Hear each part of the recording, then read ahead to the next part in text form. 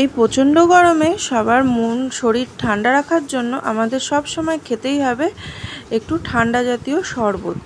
আর তাতে যদি হয় একটু দই দিয়ে, টক দই দিয়ে ঘোল, তাহলে তো আর কথাই নেই। হ্যালো ফ্রেন্ডস, সিম্পাস ওয়ার্ল্ডে তোমাদের সবাইকে আবারও অনেক অনেক স্বাগত। আজ চলে এসেছি আর একটা নতুন ভিডিও নিয়ে। আজকে দেখাবো তোমাদেরকে টক দই দিয়ে কিভাবে ঘোল তৈরি করতে হয়।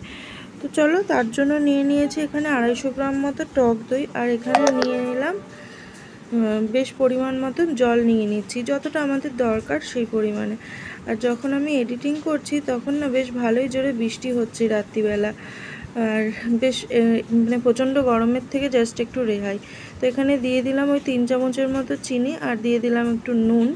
এখানে তোমরা বিট নুন ব্যবহার করতে পারো বা কালো নুন যেটা বলে, তো সেটা ব্যবহার করতে পারো। এখানে আমি টক দই, সম্পূর্ণ টক দইটা আমি দিলাম না, বেশ খানিকটা একটুখানি রেখে দিলাম। যতটুকু দরকার আমি ততটুকু নিয়ে নিয়েছি, আর একটুখানি রেখে দিলাম যদি দুপুরে কেউ ভাত দিয়ে খায়, তো তার জন্য। এবারে একটা ডাল ঘুটুনি দিয়ে বেশ ভালো করে ঘুটে নিতে হবে। আর এটা যতক্ষণ না উপরে ফেনা ফেনা ভাব উঠছে ততক্ষণ এটাকে বেশ ভালো করে ঘুটে নিতে হবে। উপরে ফেনা ভাবটা আসলেই এটা মানে মোটামুটি ঘোটানো কমপ্লিট হয়ে যাবে। তো এখানে আমি আরেকটুখানি দই ব্যবহার করেছি। তো এটা অনেকে হাতা দিয়েও ফেটিয়ে নিতে পারো, কিন্তু হাতা দিয়ে ফাটালে এরকম ক্রিম ভাবটা উঠবে না। তো আমি এখানে একটা বরফ ব্যবহার করছি। আমার একটা বড় বাটিতে বরফ জমানো ছিল, তো সেই বরফের টুকরো চাইটাকে আমি টুকরো টুকরো করে ভেঙে নিচ্ছি। তো এখানে আমরা 3 জন খাবো, তো তার জন্য 3টে গ্লাসে আমরা ঢেলে নিচ্ছি। আমি খাবো, শাশুড়ি খাবে, আর ছেলে খাবে, আর বাদ বাকিটা আমি রেখে দেবো, ওর বাবা আসলে তখন খাবে।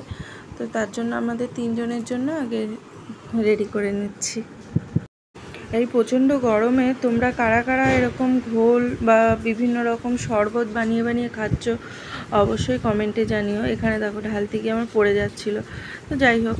আর এই গরমে রেহাই পাওয়ার জন্য লেবুর শরবত, আমের শরবত, দইয়ের শরবত, যে কোনো শরবত, ডাবের জল, আখের রস, বিভিন্ন রকম পানীয়র ওপর নির্ভর করতে হয় আমাদেরকে।